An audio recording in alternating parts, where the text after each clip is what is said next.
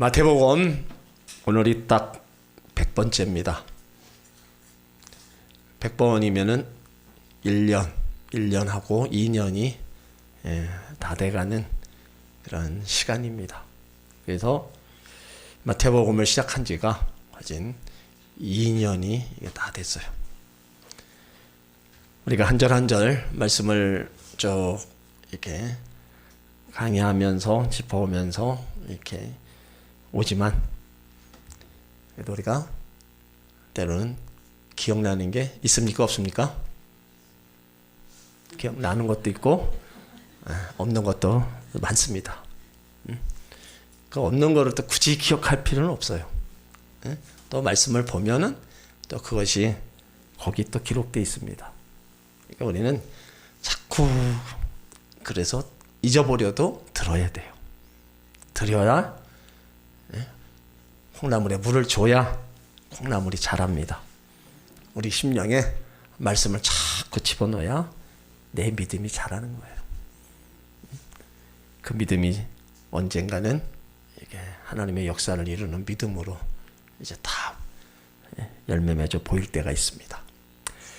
오늘 100번째는 성전을 깨끗게 하시는 예수님의 모습을 봅니다.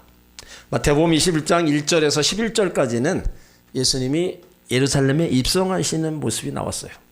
그 예루살렘에 입성하실 때 어린 나귀를 타고 무리들은 호산나 다윗의 자손이요 아주 대단히 환영하면서 맞이했습니다. 그리고 그 다음 예수님께서 가장 먼저 찾으신 곳이 성전입니다. 그러니까 성전은 우리가 드리는 예배 드리는 교회, 그리고 예배 드리는 한 사람 한 사람이 바로 교회입니다. 고린도전서 3장 16절에 너희가 하나님의 성전인 것과 하나님의 성령이 너희 안에 거하시는 것을 알지 못하느냐. 예수 그리스도의 몸이 성전일 뿐만 아니라 성령을 모신 우리들, 하나님을 모신 우리들이 다 성전이라는 겁니다. 그래서 가장 깨끗하고 청결해야 될 부분이 우리 마음입니다. 신앙의 힘은 마음이 깨끗해져서 심령이 새로워질 때 성령의 열매로 나타납니다. 그래서 우리 신앙생활에서 가장 중요한 것이 마음의 상태예요. 얼마나 중요하냐? 마태복음 5장 8절에 마음이 청결한 자는 복이 있나니 하나님을 볼 것이요. 마음이 깨끗하고 청결하면 하나님을 본다는 겁니다. 그러면 반대로 얘기하면 우리 마음이 청결하고 깨끗지 않다면, 죄악으로 가득 차 있고 악으로 가득 차 있으면 하나님을 절대로 볼 수 없다는 거예요. 그러니까 마음이 깨끗하게 하는 것이 바로 신앙. 근데 그걸 누가 해야 돼요? 내가 해야 되는 거예요. 신앙생활은 내가 하는 겁니다. 내 심령을 깨끗게 하는 것도 내가 하는 거예요. 누가 도와줄 수가 없는 거예요. 내 스스로가 내 심령을, 내 신앙생활을 이제 더 열심히 해야 된다는 거예요. 그 마음에서 생명의 근원이 다 나온다고 말씀하고 있어요. 선한 마음을 지켜야 되고 복된 마음을 가져야 합니다. 사람마다 편견이 있고 자기 기준으로 보는 안경이 있어요. 그런데 푸른색 안경을 쓰고 세상을 보면 온통 다 푸르게 보입니다. 마찬가지로 우리 마음이 부정적으로 보면 모든 것이 부정적으로 보이는 거예요. 우리 마음이 긍정적으로 보면요, 모든 것이 또 소망으로 보입니다. 어떻게 보면 행복도 불행도 마음의 자세에 따라서 이루어지는 겁니다. 신앙생활도 우리가 어떻게 마음 먹고 하나님을 섬기느냐에 따라서 은혜도 축복도 받을 수 있고 못 받을 수도 있다는 겁니다. 마음은 행동의 원천이 되는 거예요. 그래서 우리 삶의 근원은 바로 우리 마음 안에 있습니다. 그러므로 그 마음은 그 사람의 삶에 정결하는 삶을 결정하는 바로 열쇠가 되는 거예요. 마음이 곧은 사람, 곧은 인생을 살고, 삐뚤어진 사람은 삐뚤어진 인생을 삽니다. 마음이 즐거우면 인생도 즐겁고, 늘 마음이 슬픔, 걱정 속에 머물러 있다면 슬픈 인생을 사는 거예요. 마음이 부지런하면 부지런한 인생을 살고, 마음이 게으르면 게으른 인생을 살게 됩니다. 불평하는 마음을 가진 사람 언제나 불평의 인생. 감사에 가진 마음이라면 감사의 인생을 살아가는 거예요. 그만큼 우리는 하나님의 전인 성전, 하나님의 성령이 거하고 예수님이 거하고 하나님이 거하는 데 성전의 이 심령을, 그래서 우리는 더 말씀과 성령으로 더 깨끗하게 하려고 우리 자신이 노력을 해야 된다는 겁니다. 자, 12절을 같이 읽습니다. 예수께서 성전에 들어가사 성전 안에서 매매하는 모든 자를 내어 쫓으시며 돈 바꾸는 자들의 상과 비둘기 파는 자들의 의자를 들러 엎으시고. 이 말씀은 고난주간 첫째 날인 월요일에 일어난 사건입니다. 예수께서 성전에 들어가사, 예루살렘에 입성하신 예수님이 먼저 성전에 가셨어요. 왜 가셨냐? 성전은 예배하는 곳, 하나님의 임재하시는 초소입니다. 물론 다른 곳에도 하나님 계시지만 예수님이 선택한 한 장소에서 하나님을 만나러 가신 겁니다. 그러니까 여기서 예수님의 신앙이 바로 성전 중심의 신앙임을 발견할 수가 있는 겁니다. 누가복음 2장 41절에도 예수님이 12살 때 부모를 따라 예루살렘에 가신 적이 있습니다. 유월절 절기를 마치고 요셉과 마리아가 아기 예수님이 따라오는 줄 알고 그냥 본인들만 그냥 앞서 가기를 바빴어요. 한 사흘 길을 가서 예수를 찾으니까 없어요. 마리아와 요셉이 예수님 따라오는 줄 알고 자기들만 갔어요. 야, 그거 참, 예? 여러분 그렇습니까? 애들 따라오는 줄 알고 그냥 엄마 아빠만 앞서갑니까? 응? 같이 데리고 가죠. 근데 왜 그러는지 모르겠어요. 한참 사흘 길을 가다 보니 그때 가서 잊어버렸는지 얘가 어디 갔나 그때 가서 찾는 거예요. 그래서 물어 찾아서 온 곳이 예루살렘 성전까지 와니까 거기 예수님이 계신 거예요. 그때 마리아가 예수님을 보고요, 반갑기도 하고 놀랍기도 하면서, 얘야 어찌하여 우리를 이렇게 하였느냐, 내 아버지와 어머니가 근심했다. 그때 예수님이 하신 말씀이, 어찌하여 나를 찾으셨나이까, 내가 내 아버지 집에 있어야 할 줄 알지 못하였나이까. 그러니까 어려서부터 성전을 사모했던 예수님의 모습을 볼 수 있어요. 그러니까 우리가 어려서 신앙생활한 자녀들이 성전에서 자라고 성전에서 꿈을 키워나갔던 자녀들은요, 나이가 먹고 어른이 되어서 물론 잠시 떠났다 할지라도 그 성전이 그립습니다. 왜요? 내가 저기서 어렸을 때 하나님 앞에 예배하고 찬양했던 그거는 잊어버리지 않는 거예요. 그래서 애들이 어렸을 때 성전에 온다는 게 그래서 중요한 겁니다. 그리고 우리들의 신앙이 바로 성전 중심의 신앙생활을 해야 된다는 거예요. 오늘 여기 12절에 예수님이 성전에 올라오니까 시장터가 된 거예요. 그래서 예수님의 이제 화내시는 모습, 분노의 모습이 나오는 거예요. 이 모습을 거룩한 분노로 얘기합니다. 그러니까 교회에서 장사하는 무리들을 보고 분노하신 거예요. 그래서 돈 바꾸는 사람들, 장사하는 사람들에게 그냥 상을 둘러엎으신 거예요.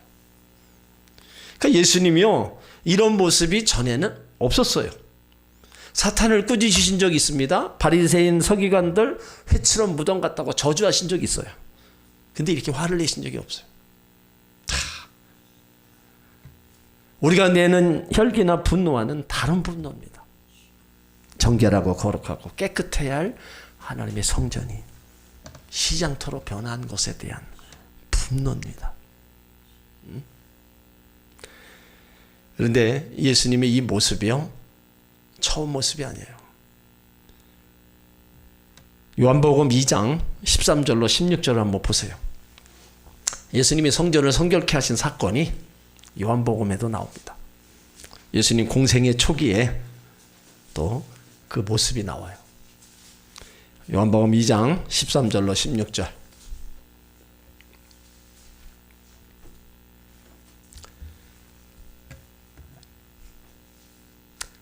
요한복음 2장 13절로 16절 같이 있습니다.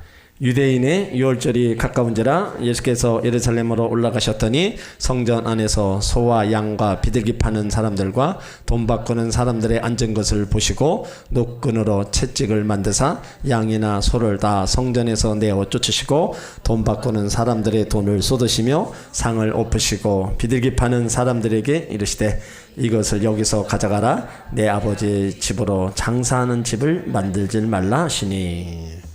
성전을 깨끗게 하신 게 공생의 초기에도 이렇게 하셨어요. 그리고 지금 십자가를 앞에 두고 이 청결케 하신 사건이 두 번 나오는 겁니다. 그러니까 성전이요, 시장같이 어수선하고 이거는 예수님 보시기에 아니라는 거예요. 성막은요, 크게 세 가지로 구분됩니다. 성전 마당, 성소, 지성소. 그런데 성전 마당에는 이방인의 뜰이 있고 여인의 뜰이 있고 유대인들의 뜰이 있습니다. 여기 나타난 뜰은 이방인의 뜰에서 나타난 사건입니다. 그러니까 이것은 항상 복잡하고 분주한 거예요. 특별히 유월절이 되면 여러 지방에서 예배자들이 다 많이 모입니다. 그때 이방인 뜰에서 돈을 바꾸고 재물을 매매하는 시장터가 바로 된 거예요. 그러니까 당시에 유대인이라면 누구나 반세겔 성전세로 유월절 안에 바쳐야 했습니다. 유대 온 마을에는 유월절 한 달 전에 돈을 바꾸기 위한 임시 출장소가 세워졌고 그곳에서 성전세를 받았어요. 그러나 기간이 지나면 성전에 직접 와서 이제 지불해야 됐습니다. 그런데 타국에서 모여든 많은 유대인들의 순례자들이 직접 성전에 와서 돈을 납부해야 된다는 거예요. 그 당시 로마가 세상을 지배하고 있는 시대였기 때문에 일반 사회에서는 로마 사람의 돈을 사용했습니다. 그런데 성전에서는 로마 돈을 사용할 수가 없는 거예요. 유대인들은 로마나 이방인들이 아무리 정치적으로 힘이 있다고 해도 종교적으로는 바로 인정하지 않았습니다. 그것들은 부정한 것을 여기기 때문에 유대인들이 만든 거예요. 이게 세겔이라고 불릴 만큼 불리는 돈, 이거는요 성전 안에서만 사용했습니다. 근데 그 성전에 오면 로마 돈을 세겔로 바꿔주는 환전상이 있는 거예요. 근데 문제가 뭐냐, 이 돈을 바꾸는 대가로 2펜스 상당의 구전을 청구하는데 만일 화폐 반세겔보다 큰 경우에는 살돈을 거슬려주는 대가로 2펜스를 더 첨가하게 되었다는 거예요. 그러니까 반세겔과 4펜스를 내야 되는데 여기서 반세겔은 작년에 하루 품삯, 4펜스는 반나절 품삯 정도입니다. 이 수수료 골분이라고 하는데 그 돈을 환전상 혼자 먹는 것이 아니라 대제사장 그리고 제사장에게 상납하게 된 거예요. 그러니까 유월절 행사가 남용되고 종교 지도자들의 착취가 심한 것을 보시고 예수님이 분노하시고 돈 바꾸는 사람들의 상을 둘러엎은 거예요. 그리고 더 나쁜 게 비둘기 파는 사람들입니다. 성전에 찾아오는 경우는 사람들이 어떤 데 재물을 바쳐야 돼요. 부자는 소를 바치고 보통 사람은 양을 바치고 가난한 사람은 비둘기나 고운가루를 드렸습니다. 특히 비둘기는 여인의 출산 후 청결을 지키기 위해 드리는 제물이고 문둥병자가 완치된 것을 입증하고 허락받기 위해서 반드시 필요한 제물이 비둘기입니다. 근데 문제는 그 제물을 검사하는 검사관이 대제사장과 제사장들과 모의해서 밖에서 가져오는 제물은 불합격시키고 성전 안에 있는 매점에서만 사도록 지시했다는 거예요. 그러니까 성전 밖에서 비둘기 한 쌍이 10,000원 정도라면 성전 안에서는 그보다 한 15배 더 15만 원 정도를 주고 샀어야 된다는 거예요. 그러니까 그들의 횡포가 아주 큰 겁니다. 그러니까 당시 정치적으로 종교적으로 썩어져 버린 유대 사회를 성전 안에서 볼 수 있는 거예요. 이러한 비양심적인 착취, 가난하고 불쌍한 순례자들의 억울하게 만드는 행위, 이거를 예수님이 보신 거예요. 그래서 의분을 일으키신 겁니다. 노끈을 채찍을 만들어서 장사꾼들 성전에서 내어 쫓았고 환전상 책상을 엎으신 거예요. 예수님이 보시기엔 아니라는 거죠. 그런데 이와 같은 모습은요, 예수님이 바로 심판주가 되심을 보여준 사건입니다. 부정한 것은 예수님이 그냥 두지 않고 반드시 심판하시겠다는 것을 우리에게 보여주신 사건이에요. 그러니까 예수님이 분노하신 이유, 종교 이름을 빙자하여 착취하는 자들을 향하여 분노하신 겁니다.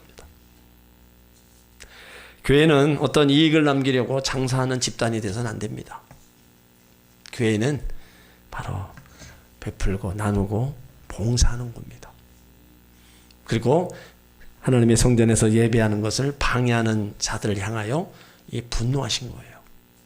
비록 사고 파는 행위가 정당한 행위를 할지라도 그 행위 때문에 거룩한 예배가 방해받아서는 안 된다는 겁니다. 우리도 우리 자신이 경건한 예배를 드리겠거니와 잘 드려야 되고 다른 사람 예배를 방해해서는 안 됩니다. 그리고 예수님은 성전을 만민이 기도하는 집임을 상기시켜 주기 위해서 이제 그 성전에서 매매하고 비둘기 파는 그런 모든 것들을 다 둘러 엎으신 거예요. 하나님의 성전이 그건 아니다 이거예요. 그래서 13절에 그 분노하시면서 말씀하시는 겁니다. 자, 13절을 읽습니다. 저희에게 이르시되 기록된 바 내 집은 기도하는 집이라 일컬음을 받으리라 하였거늘 너희는 강도의 규례를 만드는도다 하시니라. 이 말씀은 이사야 56장 7절을 인용한 겁니다. 내 집은 바로 교회를 가리킵니다. 하나님의 집은 기도하는 집, 성전은 기도하는 곳입니다. 예수 이름으로 장사하는 곳이 아닙니다. 분명히 성전이 뭐냐 말씀하신 거예요. 이 집을 기도의 집인데 너희들이 강도의 규례를 만들었다. 그러니까 거룩한 성전이 사기꾼이 집회 장소가 되었다는 겁니다. 여기에 강도의 규례이란 말은 강도들이 사는 굴로서 그 당시 종교 지도자들이 성전을 그들의 탐욕을 채우기 위해서 바로 그들의 한 지역으로 만들어 놨다는 겁니다. 그곳에 예수님이 가서 보시고 진노하시면서 이제 성전이 어떤 것인가를 말씀해 주시는 거예요. 이게 하나님의 성전은 하나님께 예배 드리는 겁니다. 그래서 교회의 최고 헌신 바로 예배.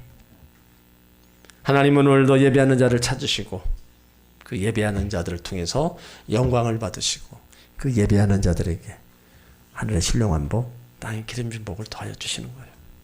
그래서 우리가 예배할 때 꼭 있어야 될 게 뭐예요? 감사가 필수입니다. 감사 기도, 감사 찬송, 감사 예물. 이것이 빠지면 안 되는 거예요. 하나님 앞에 드리는 그 모습. 그리고 우리 안에 기쁨과 즐거움이 있어야 된다는 거예요. 우리가 물론 밖에서 여러 가지 근심 걱정을 가지고 하나님 전에 왔다 할지라도 예배 드리는 것만큼은 우리가 그 근심 걱정을 내려놓고 기쁨으로 하나님을 예배해야 된다는 거예요. 그리고 예배는 보는 게 아닙니다. 구경하는 게 아닙니다. 드리는 겁니다. 때로는 예배 보러 가자. 그거는 구경꾼입니다. 예배 드리러 성전에 올라오는 거예요. 우리가 와서 찬송을 드리고 기도를 드리고 예물을 드리면 하나님이 내려주시는 게 말씀을 내려주시는 거예요. 내리고 복을 내려주시는 거예요. 그러니까 우리 것을 연락하시고 하나님이 내려주시는 거 예배 가운데 하늘의 신령한 복, 땅의 기름진 복을 우리 가운데 내려주시는 거예요. 그러니까 그 예배가 우리가 엄청 중요하다는 거예요. 아무것도 아닌 게 아니라 하나님 앞에 드리는 우리의 모든 정성, 하나님이 받으시고만 계신 게 아니라 하나님이 주시는 은혜가 눈에는 안 보여도 내 삶 전반에 걸쳐서 다 돕는 손길로 임하여 주신다는 거예요. 그리고 우리는 예배할 때 사모함이 있어야 됩니다. 은혜를 사모하고 하나님 축복을 사모하고 하나님 만나기를 사모하는 거, 이런 것들은 다 천국은 침노를 하는 자의 것이라고 했어요. 그러니까 입을 넓게 열고 하나님 앞에 구할 것도 구하지만 사모함도 간절함, 이런 모든 것에 하나님이 채워주시는 겁니다. 그리고 주인을 소중히 여기는 마음, 이런 것들이 다 하나님이 우리 가운데 복을 주시려고 또 행하시는 일입니다. 그래서 우리가 해야 될 일이 뭐예요? 하나님의 성전인 이 교회를 우리가 사랑해야 되는 거예요. 왜요? 거룩한 전, 하나님이 계시기는 전이라는 겁니다. 하나님은 성전에 계시니라. 그래서 우리가 교회를 더 사랑하고 교회를 아끼고 우리가 신앙생활을 해야 되는 거예요. 오늘 예수님이 내 집은 기도하는 집이라 분명히 말씀하셨어요. 그래서 교회는 반드시 기도하는 집으로 만들어야 된다는 겁니다. 성도는 반드시 기도하는 사람이 돼야 된다는 거예요. 그래서 여러분들의 기도의 불길이 꺼지면 안 됩니다. 우리 교회 기도의 불길도 꺼지면 안 되지만 여러분의 개인의 기도의 불길도 바로 꺼지면 안 돼요. 항상 불길이 다 올라 있어야 된다는 겁니다. 그래야 그곳에 악한 영이 물러가고 바로 거룩하고 능력 있는 교회와 바로 성도가 될 수 있는 겁니다. 그러므로 오늘 예수님이 직접 하나하나 말씀하신 이런 부분들, 우리는 다시 한번 하나님의 성전을 어떻게 해야 되는가, 다시 한번 깨닫고 우리가 성전에서 해야 될 일을 우리가 바로 행해야 된다는 거예요. 다니엘 같은 경우는요, 포로로 잡혀가서 총리까지 올라가고 또 총리가 되어서 그래도 하나님 앞에 예배하는 삶을 살고 싶은 거예요. 그러니까 포로로 이방 나라에 갔으니까는 성전이 없고, 그래서 그가 한 일이 뭐예요? 매일 자기 집의 방을 예루살렘의 그쪽을 향해서 창문을 열어놓고 3번씩 무릎 꿇고 기도했다는 거예요. 예루살렘이 있는 그쪽을 바라보면서 하루 3번씩 기도한 거예요. 그러니까 그만큼 성전이 하나님 머무르는 곳, 하나님의 영광이 가득한 곳, 내 아버지 집. 여러분들이 기도하실 때, 집에서도 또 기도하실 때, 가정에서 성전을 향해서, 또 교회에서도 이 기도, 이런 부분들 하나하나가 우리가 하나님을 향하는 그런 부르짖음, 그쪽을 향하는 우리의 모습이 돼야 된다는 겁니다. 그리고 더 중요한 거는요, 이 성전은 주님의 재림을 기다리는 곳입니다. 주님을 기다리는 집이기에 우리가 이 집을 떠날 수 없는 거예요. 언제 예수님 오실지 모르지만 우리가 예배하고 기다리다 보면 예수님이 오시는 그때 우리는 주님을 만날 수 있는 거예요. 그러니까 하나님의 전이 성전을 여러분들도 사랑하시고 잘 아끼시길 바랍니다. 그런 예수님이 성전을 이제 성결케 하고 나서 그 성전에 찾아오는 사람이 있었어요. 성전이 창사 소굴로 됐을 때는 소경들, 아픈 사람들이 찾아오지 않았어요. 다 정리하고 나니까 이제 찾아오는 이들이 있어요. 14절에 보세요. 소경과 저는 자들이 성전에서 예수께 나오매 고쳐주셨다. 그러니까 이 소경, 저는 자들이 성전에 있을 공간이 없는 거예요.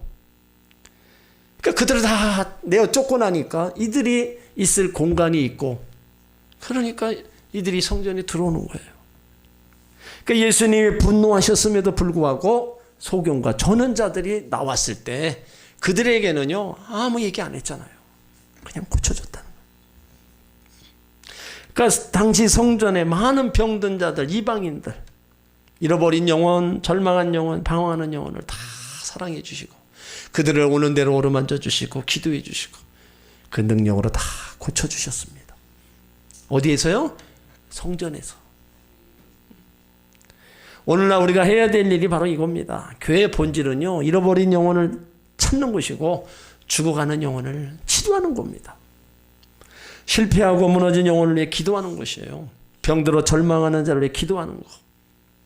그래서 우리가 여기서 내 기도도 하지만 우리가 중보기도 하나님의 성전에서 힘들어하고 아파하는 이들에서 기도해 주는 거예요. 기도가 하나님의 역사를 일으키고 기도할 때 하나님의 병든 자를 일으켜 세워주시는 거예요. 그러니까 그 기도가 우리는 끊어지지 말아야 됩니다. 이런 병자들을 치료하고 이제 15절에 보면 교회에 찬양이 울려 퍼집니다. 자, 15절로 16절을 읽습니다. 대제사장들과 서기관들이 예수의 하시는 이상한 일과 또 성전에서 소리질러 호산나 다윗의 자손이여 하는 아이들을 보고 분하여 예수께 말하되 저의 하는 말을 듣느뇨. 예수께서 가라사대 그렇다 어린 아기와 젖먹이들 입에서 나오는 찬미를 온전케 하셨나이다 함을 너희가 읽어본 일이 없느냐 하시고, 성전에서 아이들이 소리질러 호산나 다윗의 자녀 찬양하고 있어요. 그 교회가 찬양 소리가 넘쳐나는 거예요. 그 전까지는 이 찬양이 없었잖아요. 장사하는 사람들에게 그 소리에 시끄러워가지고 찬양이 없었는데 이제 정리를 하고 나니까 어린아이들이 하나님 찬양하고 호산나 다윗의 자손이여 찬양하는 그 모습이 성전에 울려 퍼지는 거예요. 하나님 우리를 택하신 이유도요, 바로 찬양하라고 우리를 지으셨어요. 이사야 43장 21절에 이 백성은 내가 나를 위해 지었나니 나의 찬송을 부르게 하려 함이니라. 시편 66편 2절에 그 이름의 영광을 찬양하고 영화롭게 찬송할지어다. 그러니까 우리가 하나님을 찬양하는 거, 하나님 기뻐하시는 거, 세상 노래보다 하나님 부르고 하나님께 영광 돌리는 거, 이게 우리 하나님의 자녀들이 해야 될 일이라는 겁니다. 그리고 오늘 대제사장과 서기관들의 그 태도를 한번 보세요. 예수님이 하시는 일을 이상히 보았어요. 그들은 영적으로 무지했기 때문에 하나님을 성전을 정결케 하신 예수님의 모습을 보면서 이상히 여겼다 그랬어요. 또 돈 한 푼 없는 사람에게 난치고 형편없는 천한 소경들, 저는 자들을 고쳐주는 것을 보고 이상하게 생각했다는 거예요. 그러니까 예수님의 행동이 제대로 믿지도 못하고 이상하게만 본 거예요. 또 아이들이 호산나 다윗의 자손이요 찬양하는 소리를 듣고 분냈다 그랬습니다. 아이들이 찬양을 부른 것은 예수님이 누구인가를 알기 때문입니다. 호산나 다윗의 자손, 하나님이 보내신 메시아라고 어린이들이 메시아가 예수임을 알고 찬양하고 있는 거예요. 그런데 종교 지도자들은 예수가 메시아로 왔음에도 불구하고 영적으로 무시해서 예수를 메시아로 보지도 못하고 사사건건 이상하게 보고 있어요. 그래서 대제사장과 서기관들이 분하여 하는 말이 뭐예요? 저희들이 하는 말을 듣느뇨. 힐문합니다. 그럴 때 예수님이 하신 말씀이 그렇다 어린아이와 젖먹이들 입에서 나오는 찬미를 온전케 하셨나이다 함을 너희가 읽어본 일이 없느냐 대답하는 거예요. 그러니까 시편 8편 2절을 인용해서 아이들의 찬양을 통하여 구약의 예언이 이루어짐을 말씀하고 계십니다. 시편 8편 2절에 보면요, 주의 대적을 인하여 어린아이와 젖먹이 입으로 말미암아 권능을 세우시며 이는 원수와 보수자로 잠잠케 하려 하심이니라. 대제사장 서기관들 예수님을 알아보지 못하니까 하나하나 눈에 거슬리는 것으로 사사건건 다 따지거든요. 거기에 대해서 예수님이 구약에 예언된 말씀을 통해서 다 일러줍니다. 그런 일을 다 행하시고 이제 17절에 보면 그들을 떠나 성 밖으로 베다니에 가서 거기 유하셨다 그랬어요. 베다니는 예루살렘에서 한 오리쯤 되는 촌인데 그곳에 나사로, 누이 동생 마르다, 마리아 함께 살고 있는 거예요.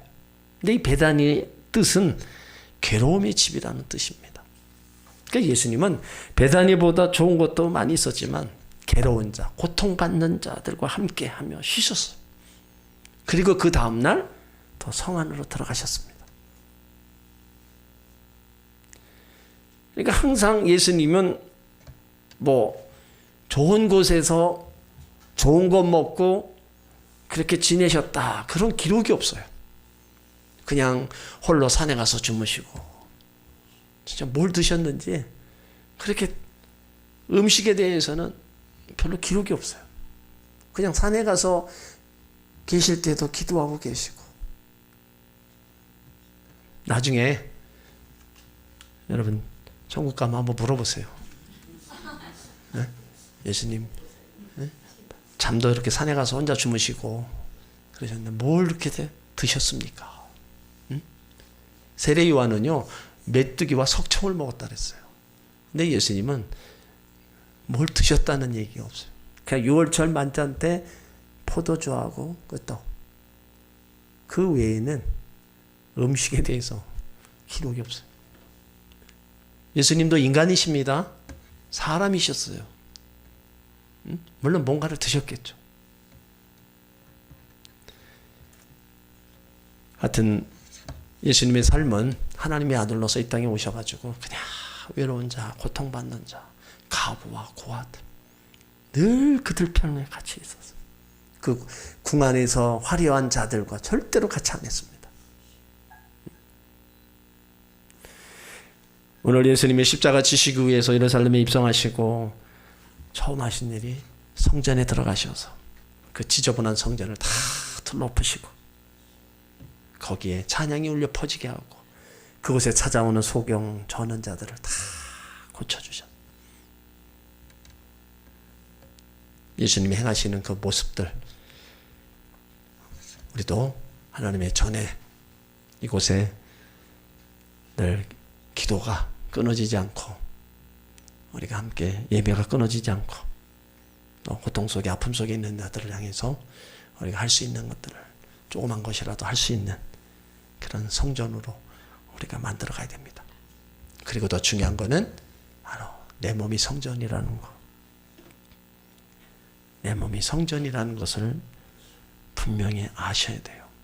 그래서 이 성전인 내 몸을 내가 잘 관리를 해야 돼요. 하나님의 성전.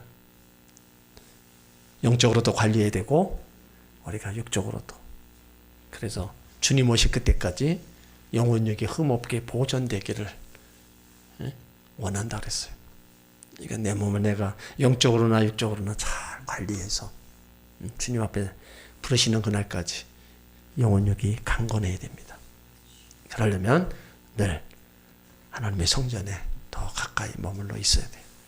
말씀과 기도와 찬양으로 늘 기쁨 속에 살아가면 더럽혀졌던 우리 몸도 새로워지고 우리 몸이 깨끗하게 되고 더 강건하게 될 줄 믿습니다.